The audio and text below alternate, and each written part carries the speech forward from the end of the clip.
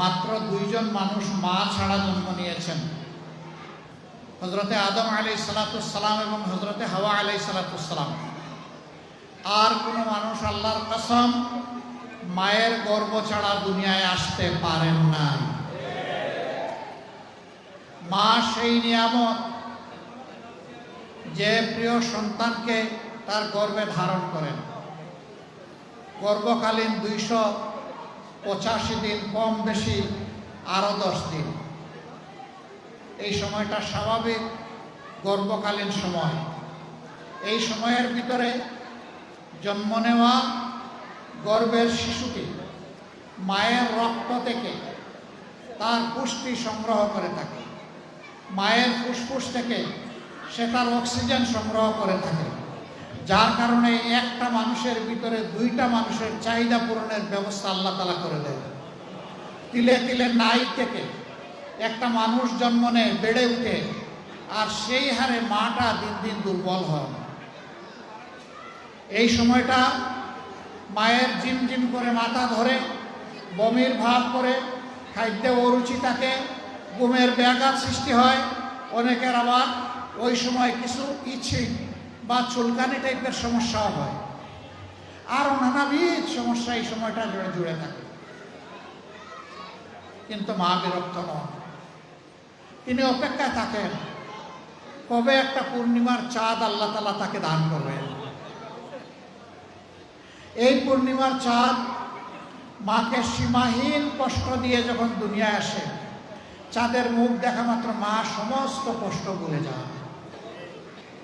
মনের ভিতর থেকে কলিমাতুশ শুকর বের হয়ে আসে, বলেন আলহামদুলিল্লাহ। হে আল্লাহ, তোমার মেহেরবানিতে পূর্ণিমার চাঁদের মতো একটা সন্তান তুমি আমাকে দান করেছ। হে আল্লাহ, তুমি আমাকে আর আমার সন্তানকে সুস্থ রাখো।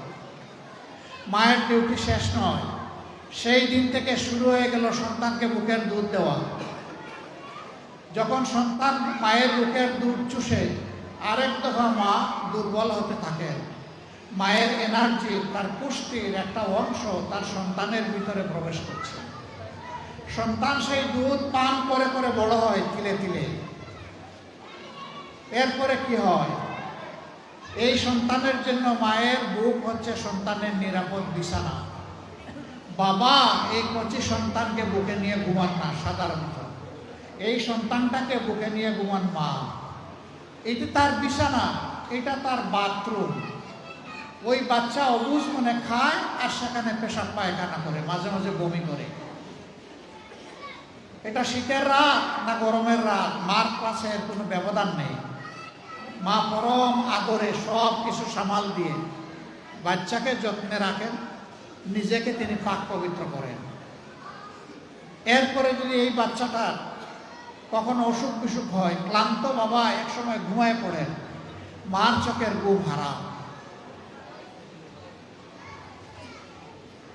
সন্তানের মাথার পাশে মা বসে থাকেন সারা রাত, টপ টপ করে চোখ দিয়ে পানি পড়ে। কখন আল্লাহর দরবারে হাত তুলে বলেন, রব্বুল ইজ্জত, এ বাচ্চা আমি তো চেয়ে আনি নাই, তুমি মেহেরবানি করে আমাকে দান করেছ। তোমার এই নিয়ামতের জন্য আমি তোমার কাছে শুকরগুজার করি। আমার বাচ্চাটার অসুখ আল্লাহ তুমি দূর করে দাও।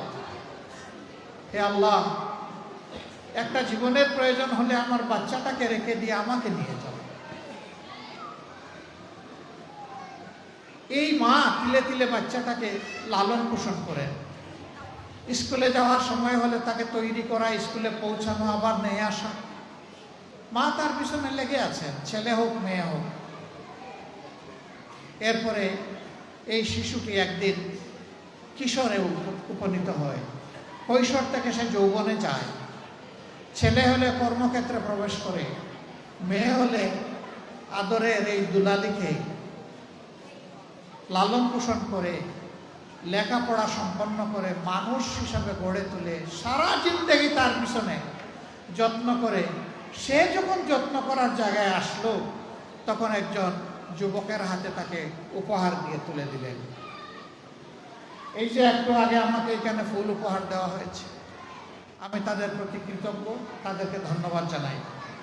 আপনারা দেখেছেন এই ফুলটা দেওয়ার সময় তাদের মুখের মধ্যে খুশির একটা ঝলক, আমারও মুখে খুশির ঝলক। এরকম মানুষ যখন মানুষকে কোনো উপহার দেয়, অন্তরের মধ্যে তার একটা আনন্দের ঢেউ খেলে যায়। কিন্তু দুনিয়ায় একটা উপহার তার ব্যতিক্রম। এই উপহারটা হচ্ছে ওই যে যুবতী যাকে তিলে তিলে মা গর্ভে ধারণ করেছিলেন, বুকের দুধ খাইয়েছিলেন, বুকের বিছানায় বড় করেছিলেন, লালন পোষণ এবং শিক্ষা দান করেছিলেন। এই উপহারটা তিনি যখন একজন যুবককে দিচ্ছেন, তখন মা বাপের চোখের সমস্ত পানি পদ্মা মেঘনা যমুনার মতো বইতে থাকে আর টপ টপ করে ঝরে। শাড়ি দিয়ে আঁচল দিয়ে বারবার মুছেন, কিন্তু ওই পানি কোনো বাধা মানে না। মা বাবার মনে তখন একটাই কথা, ওরে বাবা, একটা গোলাপের চারা লাগিয়েছিলাম, এটার নিচে পানি দিলাম, সার দিলাম, কীট পতঙ্গ থেকে রক্ষা করলাম, আগাছা নিংড়ালাম, যত্ন নিলাম, আমার গাছটা বড় হলো, ফুলের একটা কলি ফুটলো, তার থেকে গোলাপ, এই গোলাপ আজকে তোমাকে আমি বাবা তোমার হাতে তুলে দিলাম। এখন সৌন্দর্য তোমার, সুগন্ধ তোমার, শুধু একটা কথা, আমার গোলাপকে তুমি একটা যত্নে রাখো। এই সময়টা অনেক বড় কাঁদে মানুষ। তো শ্বশুর শাশুড়ির চোখের পানি দেখে তারও কান্না আসে। এই মানুষটা একটা অজানা জগতে এসেছে। আপনি তো আপনার মায়ের ঘরে, বাবার ঘরে আছেন। এখানে আসার পরে একটা ক্লেশ শুরু হয়। যিনি বধূ হয়ে এই ঘরে প্রবেশ করেছেন, সবাই তার কাছ থেকে সব কিছু চায়, যেন তিনি একটা ফিরিস্তা, তার কোনো চাহিদা নাই, সব কিছু উজাড় করে শুধু তিনি দিতেই থাকবেন। তার যদি সামান্য কোনো ভুল ত্রুটি হয়, খাতার মধ্যে লিখে লিখে রাখে, আজকে অতটা সময় ভুল করেছে, মানে মনের খাতা। যখন করে আসেন, মা বলে, বাবা, একটা মেয়ে বড় আশা করে এনেছিলাম, কিন্তু কি জানি মাঝে মাঝে কি সব উলট পালট করে। বাবা, না, বলবো না বাবা, তোকে বলে কষ্ট দিয়ে লাভ নেই। আসলে তিনি কিন্তু কষ্ট দিয়েই ফেলছেন ছেলেকে। ছেলের তখন আগ্রহ জাগে, মা ও কি করেছে একটু বলো না। মা তখন বলে, না তেমন কিছু না, তবে এই করেছে। তাই না? তার কাছে তো আমি এটা আশা করি না। যদি তিনি বুদ্ধিমান পুরুষ হন, যদি তিনি দায়িত্বশীল স্বামী হন, যদি তিনি আল্লাহকে ভয় করা মানুষ হন, তাহলে মার কথা শোনার পরে মাকে বলবেন, মা গো, এ তো বয়স হয় নাই, এখন বুঝার অভাবে করে ফেলছে। ইনশাল্লাহ আমি তাকে যেভাবে বুঝানো দরকার সেভাবে বুঝাবো, সে এগুলো আর করবে না। আপনাকে মায়ের মতোই সে এখন থেকে আদর করে। আর যদি ব্যাকল হয়, বুঝসুঝ কম হয়, যদি তার মেজাজ চৈত্র মাসের মতো গরম হয়, তাহলে এই তুমি কোথায়, এদিকে আসো তো, সামনে টেনে দেখে এনে রিমান্ডের মতো জিজ্ঞাসাবাদ শুরু করবে। তোমাকে কি এই জন্য এনেছি? তুমি আমার মাকে এই করেছো, আমার বোনকে এই করেছো, আমার বাবাকে এই করেছো, আমার ভাইকে এই করেছো, আমার সন্তানদের সাথে এই করেছো, তুমি কি পেয়েছো? তোমার কাছে কি আমি একটু শান্তি আশা করতে পারি না? আর যদি আরো খারাপ হয়, তাহলে গালি একটা দিয়ে দিবে মা বাবাকে। এই মহিলা তখন ভাবে, আমি তো আমার বাবার সংসারে নাই, মায়ের সংসারে নাই, এসেছি একটা ভিন্ন সংসারে। আমার যোগ্যতা উজাড় করে তোমার মা, তোমার বাবা, তোমার সন্তানাদি, তোমার সম্পদ, তোমার ইজ্জত সব কিছুর পাহারাদারি করে আমি মানুষটি তোমার যোগ্য হলাম না, তোমার মন খুশি করতে পারলাম না। হায় আল্লাহ, আমি কোথায় আসলাম? তার হৃদয় ভেঙে খান খান হয়ে যায়। কিন্তু যদি স্বামী বুদ্ধিমান হয়, স্বামী যদি সত্যিকারের ইমানদার হয়, সে কি করবে? সেইটা করবে না। সে আদরের স্ত্রীকে একান্তে সরায় নেবে, আগে ভালো মন্দ জিজ্ঞেস করবে, আজকের দিনটা তোমার কেমন কাটলো? আমি তো চলে গেছিলাম, তোমার বড় কোনো অসুবিধা হয়েছে কিনা, শরীরটা তোমার ঠিক আছে কিনা, নাস্তা খাওয়া তো আমাকে ঠিক মতো করিয়েছ, তুমি করেছো কিনা, তোমার বাচ্চারা কেমন আছে? আব্বা আম্মা কেমন ছিলেন, তোমাকে বেশি কষ্ট দেন নাই তো? সব জিজ্ঞাসা করার পরে বলেন যে মা একটু কথা এরকম বললেন, আমার মনে হয় না, তুমি বোধহয় খেয়াল করো নাই, আমি তো তোমাকে ভালোবাসি, আমি তোমার সংসারে একজন লজিংয়ে থাকা মানুষ, তুমিই তো এই সংসারের মালিক, তুমিই তো আমার সব সামাল দাও, আমি আর কি করি? আমার চাইতে 2.5 গুণ বেশি কাজ তুমি করো। আমার মনে হয় তুমি খেয়াল করো নাই। মাথার উপরে হাত রেখে বলেন যে আমি তোমার জন্য দোয়া করে দিলাম, তুমি অত্যন্ত বুদ্ধিমতী, বিচক্ষণ, তুমি যা করো আমি তোমার উপর শতভাগ সন্তুষ্ট, তুমি একবার মাকে তোমার মতো করে একটু খুশি করে নেবে। এই মহিলা তখন নিজেকে গৌরবান্বিত মনে করবে যে আমি একটা ভুল করার পরে আমার স্বামী যে কায়দায় আমার কাজের স্বীকৃতি দিলেন, অ্যাপ্রিসিয়েশন দিলেন, এমন স্বামী কয়েকজনের কপালে জুটে। আল্লাহর দরবারে সেজদায় গিয়ে শুকরিয়া আদায় করবে আপনার জন্য যে আল্লাহ তুমি একটা শ্রেষ্ঠ স্বামী আমাকে উপহার দিয়েছ, তোমার দরবারে শুকরিয়া, আলহামদুলিল্লাহ। তার উৎসাহ বেড়ে যাবে, শক্তি বেড়ে যাবে, এবং ঠিকই আপনার সংসারকে সোনালী সংসার হিসেবে সে গড়ে। সাবধান, কখনো আপনার স্ত্রীকে আপনার মা বাবা সন্তান ভাই বোন কারো সামনে কখনো আপনি শাসন করবেন না, কোনো কথা বলবেন না। বলতে হলে আলাদা করে সম্মান দিই। আমার ব্যক্তিগত অনুভূতি, যে কোনো স্ত্রী লোককে, সে আমার মেয়ে হোক, আমার স্ত্রী হোক, আমার বোন হোক, আমার মা হোক, তাকে মায়ের জাতির মর্যাদায় দেখলে আপনি সম্মানিত হবেন।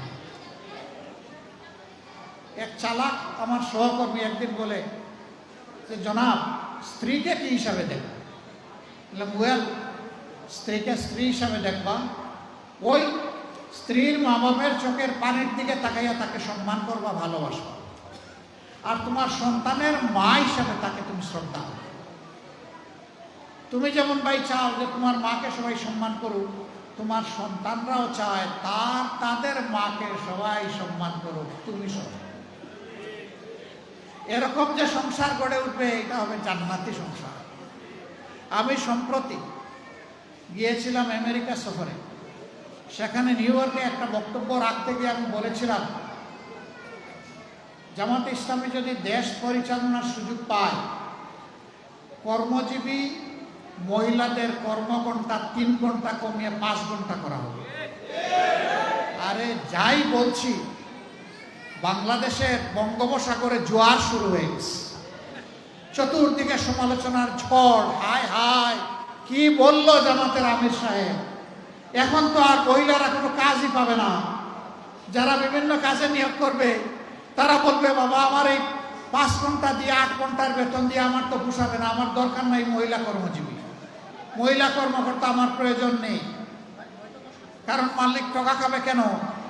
আরেক দল বলতেছে যাও মহিলারা একটু রুজি রোজগার করতো, রাস্তাটা দিলেন আপনি বন্ধ করে। ভাই, একদিনে সব কথা বলা যায় না, বিবেচনা না করে, চিন্তা না করে এই কথা বলি নাই। আপনি কি আরেকটা মিটিংয়ে একজন প্রশ্ন করছে ভার্জিনিয়ায়, যে আপনি বলেছেন মহিলাদের কর্মঘণ্টা কমিয়ে দেবেন, এটা কি বৈষম্য না? আমরা করবো 8 ঘন্টা, তারা করবে 5 ঘন্টা। আমি বললাম অবশ্যই বৈষম্য। আসেন দেখি আর কোনো বৈষম্য আছে কিনা। পুরুষরা বাম দিকে বসেছে, মহিলারা ডান দিকে বসেছে। পুরুষদেরকে বললাম, বোনরা আপনারা শুনবেন না এই প্রশ্ন। পুরুষদেরকে বললাম যে আগামী 1 বছরের ভিতরে পেটে বাচ্চা নেবেন এমন 2-1 জন পুরুষ থাকলে হাত তুলে। কেউ তো আর হাত তুলে না, সবাই হাসে আর নিচের দিকে মাথা দেয়, বুঝছে যে আমি কেন প্রশ্ন করছি। আমি বললাম এটা পারবেন না? কয় না না, এটা পারবো কিভাবে। আমি বললাম আচ্ছা ঠিক আছে, বাচ্চা নিতে পারলেন না, আপনার স্ত্রী যে বাচ্চাটা জন্ম দিবেন ওকে একটু বুকের দুধ খাওয়াবেন 2 বছর, যারা তারা একটু হাত তুলেন, নিজের বুকের দুধ। এখন দেখি আবার কেউ হাত তুলে না। আমি বললাম এটাকে বৈষম্য না?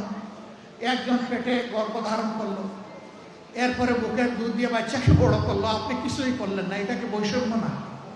তো সে সব কিছু করবে, আবার প্রফেশনাল লাইফে এসে আপনার মতো 8 ঘন্টা কাজ তাকে করতে হবে, এইটাই বৈষম্য। এখন বলবেন যে শিল্প মালিক বাঁচবে কেমনে, সরকারের কাজ হবে কেমনে? অবশ্যই হবে। যে জাতি তার মাকে সম্মান করে, আল্লাহ সেই জাতিকে সম্মানিত করে। চুররা চুরি করে সমাজ থেকে পকেট কেটে লুণ্ঠন করে যেই টাকা দিয়ে যায়, সেই টাকা যদি ফেরত আসে, সেই টাকা যদি সদ্ব্যবহার করা যায়, মায়েকে রানীর মর্যাদায় প্রতিষ্ঠিত করা হবে ইনশাআল্লাহ। কার গায়ে জ্বললো আর কার গায়ে জ্বললো না এটা দেখার সময় আমাদের নেই। মারা 5 ঘন্টা কাজ করে 8 ঘন্টার বেতন পাবেন ইনশাআল্লাহ। তবে সেই 3 ঘন্টার বেতন শিল্প মালিকদেরকে দিতে হবে না, এটা দিতে বাধ্য থাকবে সরকার। একটা সমাজের ভিত্তি হচ্ছে পরিবার। পরিবার যে সমাজের সুন্দর, সেই সমাজ সুন্দর হয়। পরিবার যেখানে এলোমেলো, সেই সমাজ ধ্বংস হয়ে যায়। আমরা আজকে ধ্বংসের মধ্যে পড়ে গেছি। এই সমাজকে ধ্বংসের হাত থেকে উদ্ধার করতে হবে ইনশাআল্লাহ। আমরা একটা কল্যাণ রাষ্ট্র করতে চাই। সরকার সবার কাছ থেকে ট্যাক্স নেয়। সরকারের দায়িত্ব হলো সমাজের চাকা চালু রাখা। সরকারের দায়িত্ব হচ্ছে ওই সমস্ত মাদের বাকি 3 ঘন্টার বেতন পরিশোধ করা। কল্যাণ রাষ্ট্র যেদিন কায়েম হবে ইনশাআল্লাহ পর্যায়ক্রমে এই দেশ সেই জায়গায় গিয়ে উপনীত হবে। প্রথম দিনই হবে না, নিশ্চয়ই একথা জনগণ বুঝে। জনগণের ধৈর্য এবং সহযোগিতা আমাদের লাগবে। জনগণের যদি আন্তরিক সহযোগিতা এবং ধৈর্য পায় ইনশাআল্লাহ তা হবে। বলবেন ঠিক আছে, বেতন না হয়ে দিলেন, 3 ঘন্টা যে খালি হয়ে গেল, সেই কাজের গ্যাপ কিভাবে পূরণ হবে? দুনিয়ার বহু দেশে পার্ট টাইম সরকারি জব আছে।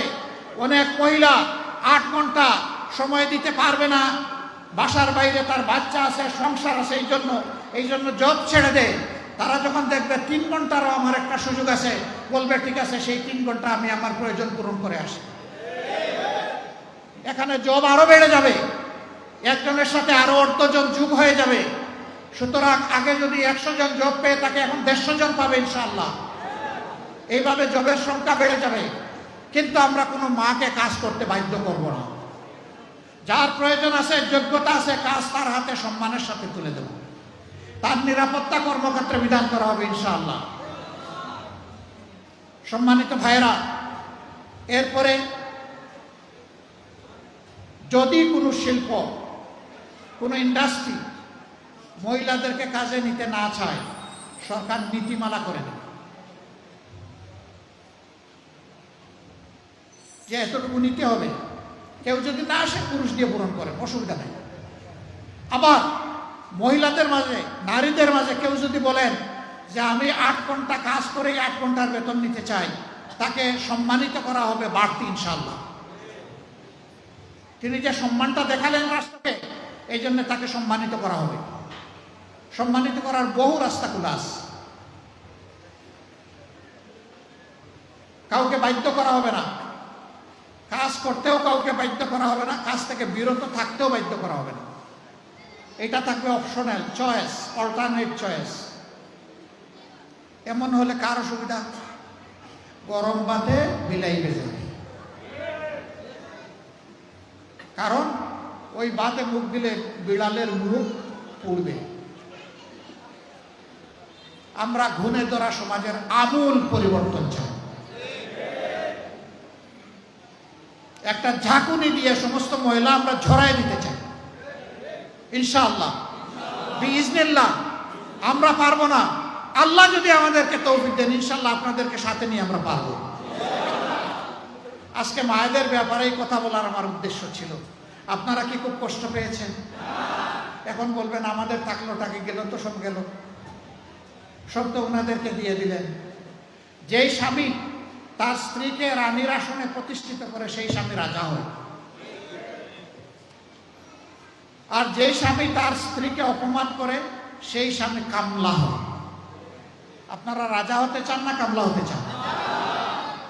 2 নম্বর, ওই স্ত্রী যিনি মর্যাদা পাবেন, সম্মানিত হবেন, তিনি চিন্তা করবেন আমার যে স্বামী আমাকে এতটা সম্মান দিয়েছে, আমারও দায়িত্ব আছে তাকে সম্মান দেওয়া। সুতরাং এই সংসার শুধু ভালোবাসার হবে না, এই সংসার সম্মানে সম্মানে ভরে যাবে ইনশাআল্লাহ। আমরা সেই পরিবার, সেই সম্মান গঠন করতে চাই। আজকে কি হয়েছে? ওই সম্মান, ওই মর্যাদা, ওই ভালোবাসা না থাকার কারণে সন্তানরা বিপদগামী হয়। পুলিশ অফিসারের মেয়ের হাতে অফিসার নিজে এবং তার স্ত্রী টুকরা টুকরা হয়। যেই পুলিশ অফিসার সমাজের নিরাপত্তা বিধান করবেন, দুঃখজনকভাবে তাকে সেই পরিণতি বহন করতে হয়। এটা কি জন্যে? ওই মেয়ের শিক্ষার অভাব ছিল না, ওই মেয়ের সুশিক্ষার অভাব ছিল। আমরা মায়েদের এই মর্যাদা প্রতিষ্ঠিত করব, সমাজের প্রত্যেকটি শিশুকে সুশিক্ষিত করে ইনশাআল্লাহ। এখন আবার কেউ যদি বলে যে জামাতে ইসলামী সব ঘর খালি করে, এখন তো মেয়েদেরকে দেখি বের করে দিবে, যেভাবে লোক দেখাচ্ছে। আগেই বলেছি, যার প্রয়োজন আছে এবং যার যোগ্যতা আছে সে আসবে। যিনি তার কর্মক্ষেত্র হিসাবে বাসাকেই, পরিবারকেই বাছাই করে নেবেন, তাকেও ভিন্নভাবে সম্মানিত করা হবে ইনশাআল্লাহ। তিনি রত্নগর্ভা মা হিসাবে মেডেল পাবেন, সম্মান পাবেন, রাষ্ট্রের পক্ষ থেকে আরো বহু ইজ্জত তিনিও ভোগ করবেন ইনশাআল্লাহ। এ রাষ্ট্রে কেউ বঞ্চিত হবে না, সবাই এই রাষ্ট্রের নাগরিক হিসাবে পরিচয় দিয়ে সম্মানিত বোধ করবে, আনন্দিত হবে ইনশাআল্লাহ, গর্বিত হবে ইনশাআল্লাহ। মাথা ছোট হবে না, ঠোঁট শুকায় যাবে না, দুনিয়ার কারোর সামনে মাথা নত হবে না। সেই জাতিটা আমরা বিল্ড আপ করতে চাই। যুবকরা যারা বিয়ে করেন না, একটু হাত তোলেন তো দেখি। যাদের বিয়ে বাকি হাত তুলেন। আর এটা লজ্জার ব্যাপার নাকি? তুলেন, হাত তুলেন, দায়িত্ব আছে না আমাদের, গোটাগালি করা লাগবে না। হাত তুলেন। আলহামদুলিল্লাহ, বিপুল হাত উঠেছে চতুর্দিকে। এখন থেকে নিয়ত করো, পরে রানী তুলে আনবা, কামলা তুলে আনবা না। যাকে আনবা তাকে রানীর মর্যাদা দিবা, তাকে গোলাপের মর্যাদা দিবা। মার হক নষ্ট হবে না, স্ত্রীর হক নষ্ট হবে না, সকল হক ইনশাআল্লাহ তোমার পুরুষ উচিত ভূমিকা প্রতিষ্ঠিত হবে এই পরিবারে ইনশাআল্লাহ। যুবক বন্ধুগণ, শুধু পরিবার দেখতে হবে না, তোমাদেরকে দেশও দেখতে হবে। কারণ দুনিয়ার যত দেশ বদলেছে যুবকদের কারণে বদলেছে। এই দেশও গত বছর পরিবর্তন পেয়েছে যুবকদের হাতে। অভিনন্দন, তোমাদেরকে অভিনন্দন। কাজ শেষ হয়নি রে, তোমাদের কাজ শেষ হয়নি, কাজ বাকি রয়ে গেছে। সমাজের আবর্জনা এখনো আছে, সেই আবর্জনা পরিষ্কার করার বিরুদ্ধে আমাদের যুদ্ধ। এই যুদ্ধ করতে যুবকরা রাজি ইনশাআল্লাহ। যে যুবকরা হাত তুললো, মুরব্বীরা দায়িত্ব পালন করবেন, তাদেরকে উপযুক্ত পাত্রে তাদের হাতে তুলে দেওয়ার ব্যবস্থা করবেন ইনশাআল্লাহ। আমাদের যুবকরা চরিত্রবান হয়ে গড়ে উঠুক, আমরা এটা চাই। ডান বাম না চাক, দৌড়াদৌড়ি না করুক, সিরাতুল মুস্তাকিমে চলুক। আর জাতিকে সামনে নিয়ে বাঘের মতো ঝাঁপাইয়ে পড়ুক, পিছনে তাকাবে না, পিছন নিয়ে কামড়া কামড়ি করবে না, অতীতের কেসাল পাকাবে না। যুবকরা সামনে দেখবে, আমরা তাদের সাথে আছি ইনশাআল্লাহ। আমরা যুবকদের বাংলাদেশ করতে চাই। এখানে আসার পথে অনেকগুলা কিশোর, ছোট ছোট 5 থেকে 10 বছরের ভিতরে তারা এসেছে, তারা হাত মেলায়। এরাই আমাদের বাংলাদেশ, এদের জন্য বাংলাদেশ, এদেরকে নিয়ে বাংলাদেশ ইনশাআল্লাহ। এখানে শিশুদের মাঝে কোনো ভেদাভেদ হবে না। কোন শিশু সম্পদশালী পরিবারে জন্ম নিল আর কোন শিশু দুঃখী পরিবারে জন্ম নিল, একটা কল্যাণ রাষ্ট্র, ইনসাফের পর প্রতিষ্ঠিত একটা রাষ্ট্র এটা দেখবে না। এটা দেখবে সকল শিশুর মানসিক বিকাশ, এই বিকাশের পথে তাকে পর্যাপ্ত শিক্ষা দেওয়ার দায়িত্ব রাষ্ট্রের। এই শিক্ষা ইনশাআল্লাহ সকল শিশুর জন্য নিশ্চিত করা হবে। তাহলে আজকে অনাদরে, অবহেলায়, অযত্নে যেই মেধাগুলা ঝরে পড়ে, স্কুলে যেতে পারে না, গেলেও তার মা বাবা বেতন দিয়ে তার শিক্ষা চালাইতে পারে না, সেখান থেকে সমাজের মণিমুক্তা বের হয়ে আসবে ইনশাআল্লাহ। সেই সব মণিমুক্তা দিয়ে আমরা মালা সাজাবো। আমরা সেই সোনালী সমাজ গড়ার স্বপ্ন দেখি। এই সোনালী সমাজ গড়ার স্বপ্নে সারথি আপনারাও হবেন, এটি আপনাদের প্রতি আমাদের আহ্বান। আমাদের কথা যদি খারাপ লাগে আমাদেরকে বলবেন, যদি ভালো লাগে বিশ্বাস করবেন, তাহলে এটা জনগণকে বলবেন, জনগণের কাছে ইনশাআল্লাহ পৌঁছে দিবেন। আপনারা কি আমার এই অনুরোধটা রক্ষা করবেন? আপনাদেরকে অসংখ্য মোবারকবাদ। 15 নম্বর আসনে আমার প্রিয় সংগঠন আমাকে দায়িত্ব দিয়েছে এখানে আপনাদের প্রতিনিধিত্ব করার আগামী দিনে, যদি আল্লাহ কবুল করেন। আমি আপনাদেরকে কথা দিচ্ছি, আপনাদের সমস্যা নিয়ে আমার কাছে পয়সা খরচ করে যেতে হবে। আমি এবং আমার নিয়োজিত লোক আপনাদের কাছে আসবে পয়সা খরচ করে। এটি হবে আমাদের দায়িত্ব। সমাজের মৌলিক সমস্যাগুলাকে, সমাজের মাঝারি সমস্যাগুলাকে, সমাজের ছোট সমস্যাগুলাকে, এমনকি ব্যক্তি পরিবারের সমস্যাগুলাকে, সেটা জানা হবে আমাদের দায়িত্বের অন্তর্ভুক্ত। আমরা জানার পরে তার অগ্রাধিকার নির্ধারণ করব, কোনটা আগে বাস্তবায়ন হওয়ার দাবি রাখে, কোনটা পরে দাবি রাখে, অগ্রাধিকার সাজিয়ে আপনি যে আমাকে দায়িত্ব সমঝাই দিলেন, আপনাকে নির্ধারিত সময়ের ভিতরে জানিয়ে দেওয়া হবে এই কাজটি আপনার ন্যায্য পাওনা ছিল, এটা হয়েছে, এইটা আপনার ন্যায্য নয়, এটা হবে না, এটা অন্যজনের ন্যায্য, তার পাওনা তাকে সমঝিয়ে দেওয়া হয়েছে, এই কাজটা আপনার ন্যায্য কিন্তু এটা এখন আমরা করতে পারি নাই, এটা আন্ডার প্রসেস আছে। আপনি আশা করি এতদিনের মধ্যে আপনার এই কাজের রেজাল্ট আপনি পাবেন। তাহলে একটা মানুষ অনিশ্চয়তায় হতাশায় ভুগবে না, তার একটা আস্থা থাকবে যে আমার ওই সময় ফলটা পেকে আমার হাতে আসবে, আমি আমার ফলটা পাবো ইনশাআল্লাহ।